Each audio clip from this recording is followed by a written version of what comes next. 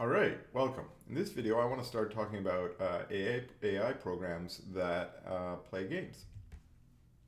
To get started, I thought we could take a look at game theory, which is an area of mathematics and maybe a subfield of economics as well, that studies the decision making of agents when they are in competitive or maybe semi-competitive environments. So an economic environment is usually considered to be sort of semi-competitive. You can have cooperative contracts, and then you can also have competitive arrangements. But games, specifically the games that we kind of play for fun or entertainment, are usually designed to be competitive situations, also sometimes ranging from being truly competitive to having some cooperative elements, or maybe have some what we sometimes now call player versus the environment challenges versus player challenges. But game theory is just a mathematical tool to analyze these situations, these types of maybe highly structured and in some cases artificial situations. That's what a game is. We can study them and try and see how human agents, most of the time rational agents, make decisions in those environments. So this theory is game theory, that is a kind of broad field that has grown over many years. This gentleman, John Nash, has famously made some important contributions to game theory. As a result of that, he won a Nobel Prize for this, which is a very prestigious award. There are no Nobel Prizes in mathematics, so he actually won this in economics. And if you want to learn more about John Nash and his life, I recommend checking out the movie A Beautiful Mind that came out in 2001, starring Russell Crowe, which was about his life, not just about some of his mathematical contributions, but also some of the struggles that he had in his life due to his schizophrenia. The most important contribution that, or maybe most famous contribution that Nash is associated with, is named after him. It's called the Nash equilibrium. And this is an idea in game theory where there is a state in a game where neither player can improve their outcomes, assuming the other one is playing optimally. So if both players play optimally, then they're sort of stuck in this equilibrium, this state that they cannot get out of. And we can simply describe this by taking a look at the game tic-tac-toe, or X's and O's, or noughts and crosses. This game, famously played by school children. But if you've played it enough, and most of us have got to a point of expertise where we know that if you get good at this game and you can play optimally, and your opponent also plays optimally, then neither of you can do better than a draw.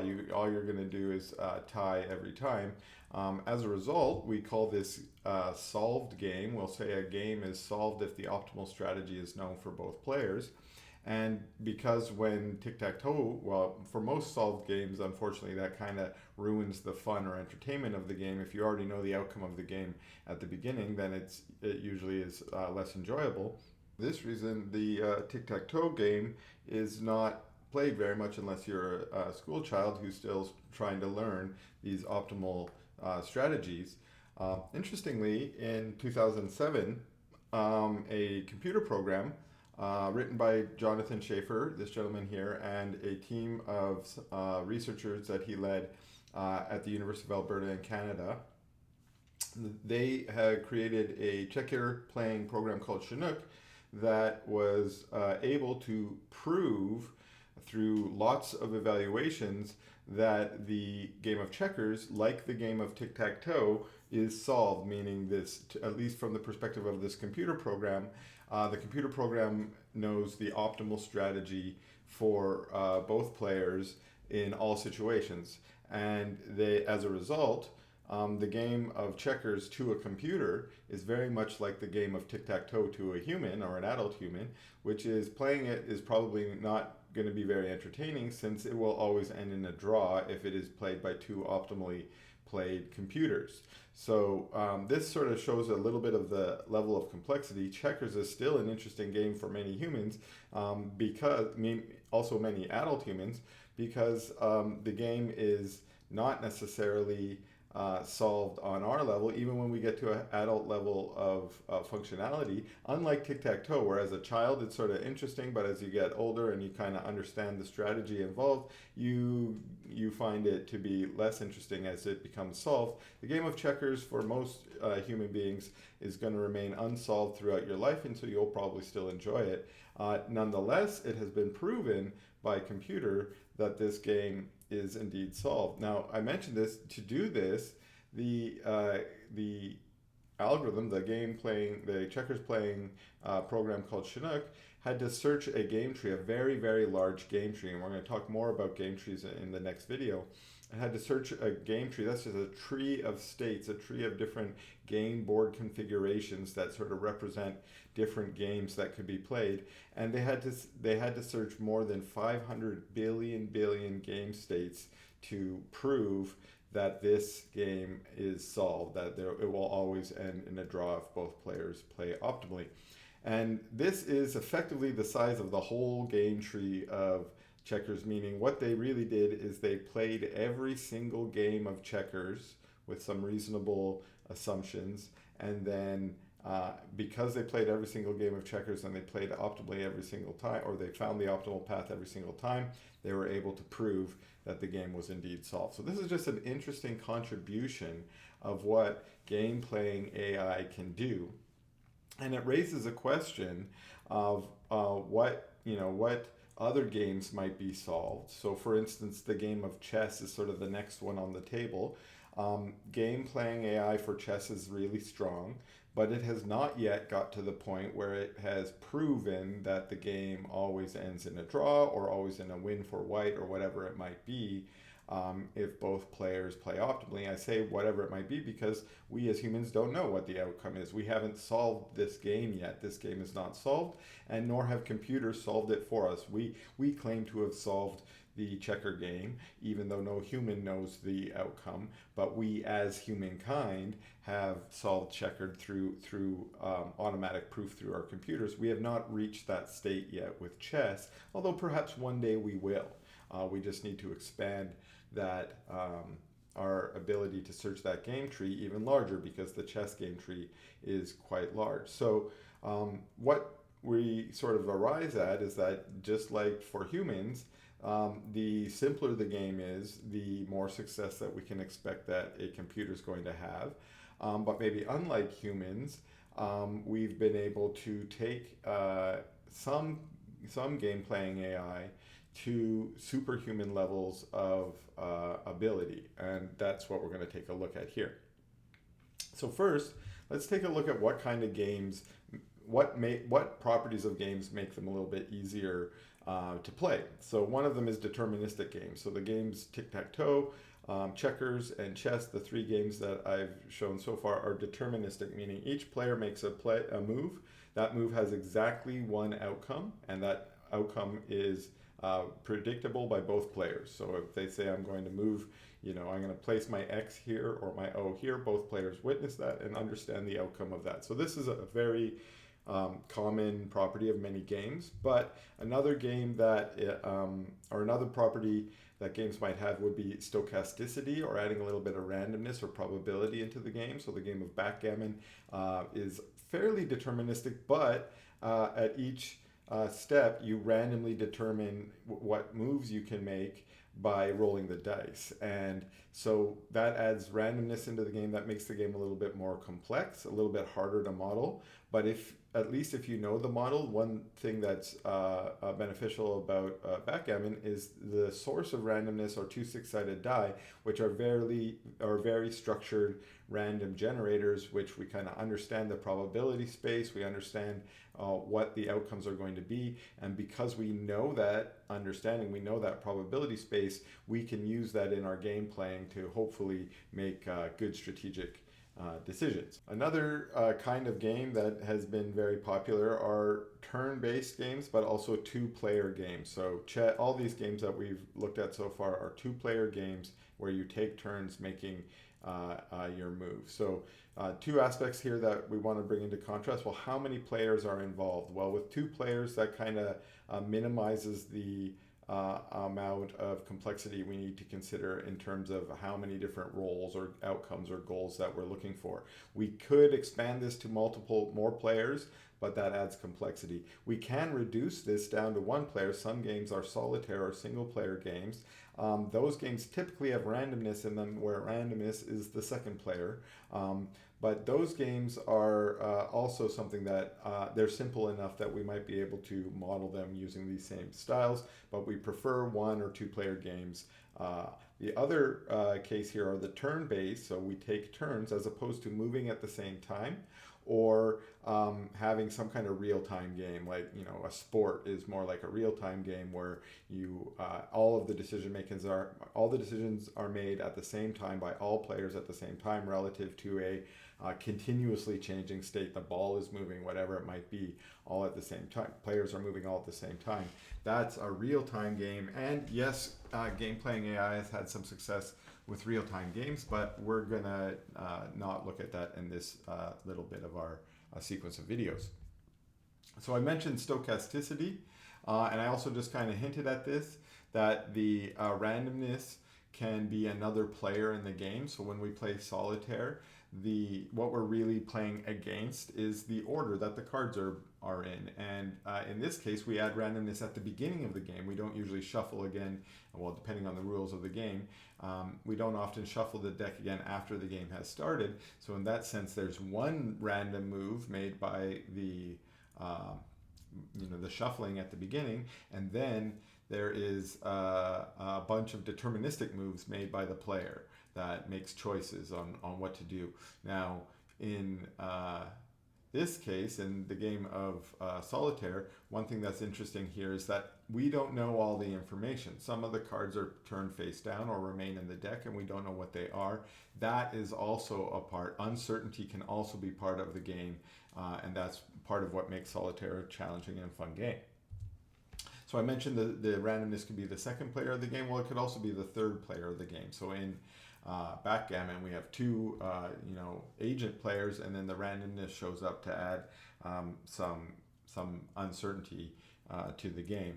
Another property of games that often comes up and is usually important in considering strategic decisions is whether the game is going to be what's called a zero-sum game or not. Now, what this means is that the total payoff for the game at the end is going to, the term zero-sum adds up to a 0, but we usually stretch that a little bit, which is the total payoff is always fixed or always a constant. It doesn't necessarily have to be 0.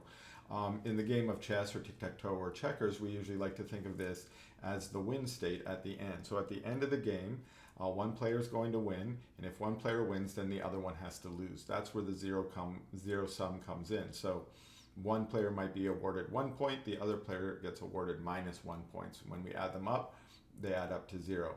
The other possible outcome in chess and tic-tac-toe and checkers is that you might arrive at a draw. And a draw is usually a state where neither player wins. Again, that's usually assumed that both players get score 0.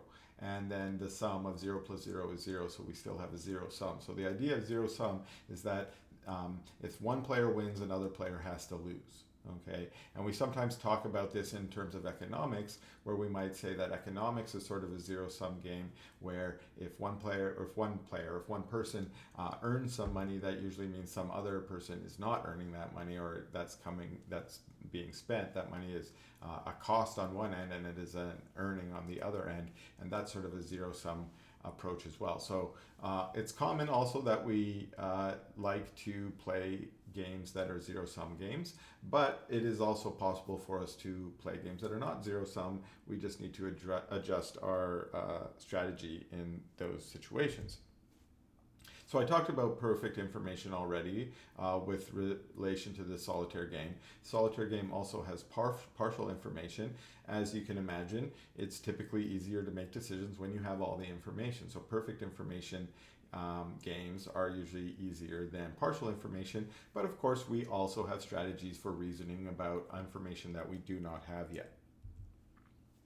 All right, let's take a look a little bit at sort of the complexity that games have that has arisen to their increasing challenge in both human playing, but also in faced by game playing AI. So here I've listed 4 different games. These are all games that are deterministic, 2-player, full information games. So turn-based. Almost all of those properties that I listed are true of these 4 games. There's no stochasticity in these. There's no randomness. There's also no hidden information in these games. So these games are all in sort of the same class, but what they have that differentiates them is their level of complexity. As we move up in these games, we get to more complex games. So the first one here, one way we can measure these games is how many possible games are there that we could play, or that's a little bit harder to count. So instead we usually try and say, well, how many possible game states are there? How many possible ways are there to arrange the pieces on the board in some kind of legal state? So for instance, in the tic-tac-toe, we might say, how many different ways are there to put X's and O's on this game board that would seem like it would be a legal or possible state in a game of tic-tac-toe? So tic-tac-toe is actually, because it's so simple, is one that we can actually analyze very, very, very closely down to lots of different details, starting to consider things like rotations of the board and whatnot. Now, as a result of that, there's lots of different ways to count the number of states, and it depends on sort of what algorithm you're using or what strategy you're using will come up with different counts. So I've kind of waved my hands at this, and in my next video, I'm going to come up with a different number, a much bigger number, which is the size of the game tree that we might search if we run a specific kind of algorithm called the Minimax game tree search algorithm. If we ran that algorithm, we might end up with around 360,000 game states we might have to search for tic-tac-toe. But if we recognize that a lot of those states are repeated in that game tree, and if we were clever, we didn't have to repeat those particular entries, our number might get much smaller. So the number I have here on my slide is that there's actually fewer than 20,000 game states in tic-tac-toe. And I'm not sure if that number counts for rotation or not, because if you then count for rotation, there are even fewer. And of course, as I've also already mentioned, this game, tic-tac-toe, is solved, and it is solved usually by human children at some stage in their growth. They will learn this game well enough that they, can never be defeated in tic-tac-toe, at which point you usually stop playing that game and go play maybe a different game that poses a greater challenge. So this game's complexity is low enough to pose some challenge to young humans. We could imagine some of the higher animal life that, with higher cognitive abilities might be able to learn the rules of tic-tac-toe. I could imagine playing tic-tac-toe with a chimpanzee. I could also imagine a chimpanzee learning the optimal strategy of tic-tac-toe because it is sort of that simple. That's just raising me. That seems like an interesting an experiment to do, and I wonder if it has been done before. Maybe I'll go look it up after this video. So the next game on this level of complexity here is checkers. So checkers, again, if you've played this, I used to love this game as a young adult. I haven't played it as much recently, largely because I've dove into some of these other games down below. But in analyzing checkers, if we want to count the number of game states that checkers has, now it gets a lot harder. Just like tic-tac-toe, there's lots of different ways to count. It depends a little bit on your algorithm. Often we're counting states to measure how long an algorithm is going to take. And so that's why we count them relative to an algorithm instead of relative to some absolute number of states. And so when counting the states for checker, it says here that we're at about 10 to the 20. That's 10 with 20 zeros after it. Well, I stated in that previous slide that Chinook here was the one that solved the game in 2007, and to do that it had to search around 500 billion states. Well, this number here, 10 to the 20, that's around about 500 billion. That's about the same number that we've got there. So where did we get that number from? From the Chinook program. Okay. Now, prior to solving the game in 2007, Chinook also famously beat one of the checkers, considered to be one of the greatest checkers players of all time, Marion Tinsley, in 1994. after achieving a draw in 1992. So these were really important results. In the 90s, mid 90s, game playing AI was having some really important strides because we can see here that in 1996, the game of chess, which has 10 to the 40 game states, which is considerably larger than checkers, partly because there are a lot of different pieces in chess, which adds a layer of complexity. In checkers, in all these other games, there's only really one kind of piece. There's the player one's piece and player two's piece, but in chess we have all these different kinds of ranks of pieces. That adds to the complexity a lot, even though it's played on the exact same size board as the checkers board. Okay, I say exact same size board, except that the checkers board does not play on the white spots, so it actually only plays on half the squares. So I guess it's half the size or twice the size of the chessboard is twice the size. So I mentioned that in 1996, again, quite famously, the Deep Blue program, which was programmed by IBM, but was also programmed by master chess players, so people that knew a lot about chess helped to program it. It defeated Garry Kasparov, who is a chess grandmaster, quite famously one of the best chess players at the time and continues to be. Garry Kasparov, so at that point, now computers had risen to the level of taking on even chess grandmasters.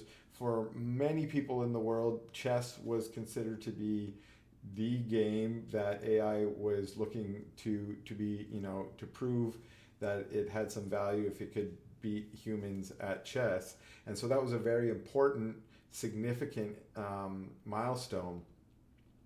But it then left one last game on the field, which was the game of Go. The game of Go is a game that is popular in Asia primarily. It is, for instance, very popular in China, Japan, and Korea, where it is played professionally and revered. In the West, the game of chess was often revered to be sort of an intelligent person's game.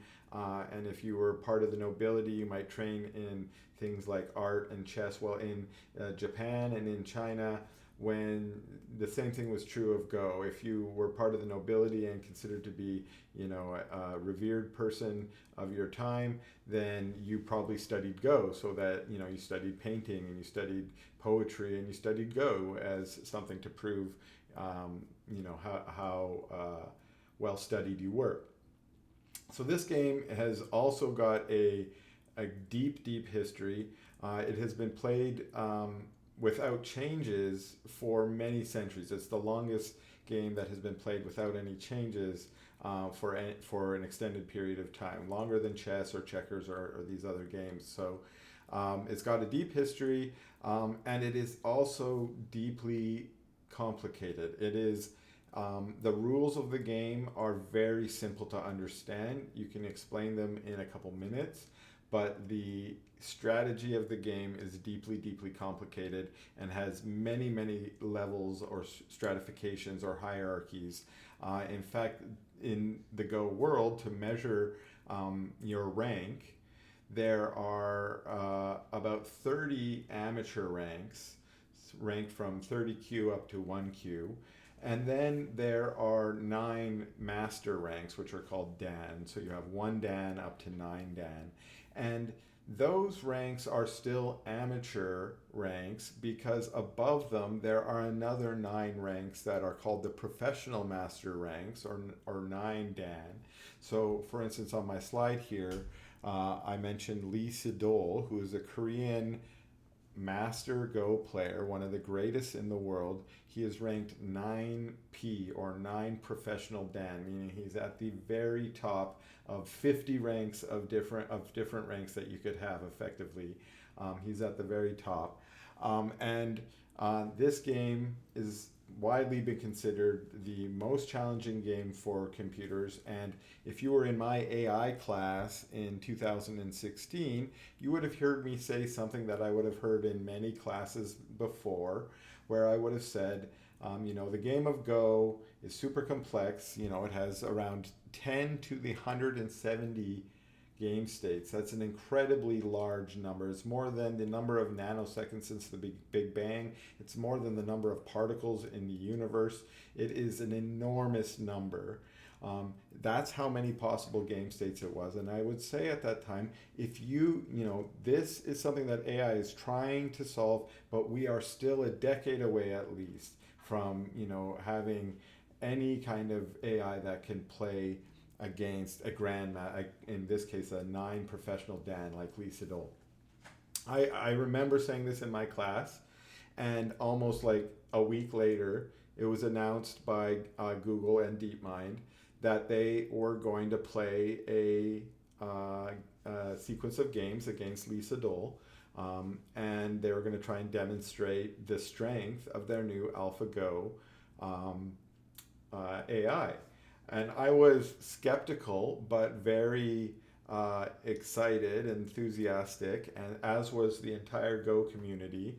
Everyone was excited, but everyone was very skeptical and thought there's no way this is going to happen. It's going to be embarrassing. Lee Sedol is going to win, and Google's going to have to go back to the drawing board. Of course, Google came in, they came in strong. They didn't want to come in and lose, and they defeated Lee Sedol 4-1. And I watched all 5 games. Each game was, about 4 to 6 hours, really long. These are how long the professional Go games typically are. They were exciting. They were really, really amazing games. I, in particular, highly recommend go watch the 4th game, or better yet, go watch the documentary on YouTube called AlphaGo about this contest. It's a great documentary. It explains a lot about Go and how much this meant to the Go community. But it was just an incredibly shocking contribution when AlphaGo was finally able to defeat Lee Sedol in 2016 and really break through one of the final game playing AI barriers that was out there.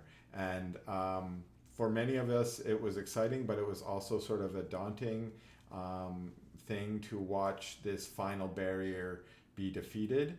And it's been a number of years since then, and the same technology that was used in AlphaGo has been used for many other cool AI technologies that we see today. So maybe that's the last thing that I'll mention before we leave, is that game playing AI seems to be a little bit, niche. It seems to be focused on something that's really not that important. Wouldn't it be better to get some AI that could be focused on some of the real problems of the world instead of trying to play chess really well or something like that? Well, it turns out that this technology has always spurred on advances in other areas as well. And this is true as well with this game playing AI. The technology used by AlphaGo to defeat Lee Sedol is called a deep reinforcement learning, and we've learned a little bit about that in our previous videos. This is a step towards general intelligence, artificial general intelligence, because one of the proof of concepts they used before building AlphaGo was to play Atari games, but to play Atari games by looking at the pixels on the screen and being rewarded in that way, not in a way very similar to how humans might do that. And being able to extrapolate that is going to be able to allow us to build things that can learn in the real world just like humans do as well. And so that these advances in game playing AI are significant in the game playing world, but they also usually spur on advances outside the game playing world.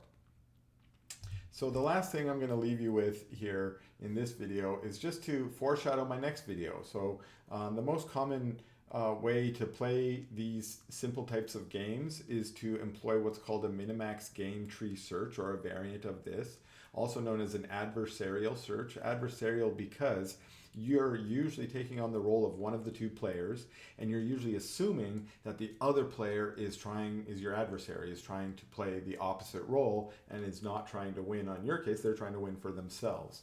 And so this algorithm, again, somewhat commonly employed, but not employed by all of the AI we just reviewed, These first steps towards these game playing AIs were made by some of the earliest and most important people in AI and computing. So, for instance, Alan Turing was interested in game playing. He was very famously a puzzle solver. He liked crosswords puzzles. He liked other types of games, for instance, chess. And he, when designing his Turing machine, he would design algorithms to play chess. And he developed a Minimax game tree search, as well as something called alpha beta pruning, which we'll look at in a future video. And he did that without even actually having access to a computer. He had to build his first computer, and I'm not sure if he was ever got it to the point where he was able to play chess with it, but he was definitely reasoning about it in his notes. On this list, some other giants: John von Neumann, author of the von Neumann computer architecture, which is the core of all of our machines these days. Claude Shannon, who is one of the fathers of information theory.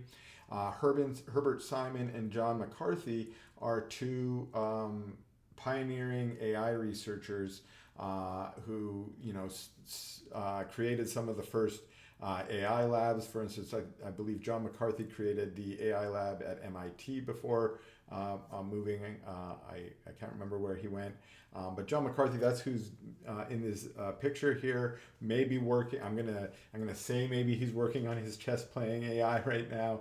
I really just love this picture of John McCarthy. I think it just shows him hard at work back in those days, but also I think just shows what a style icon he was.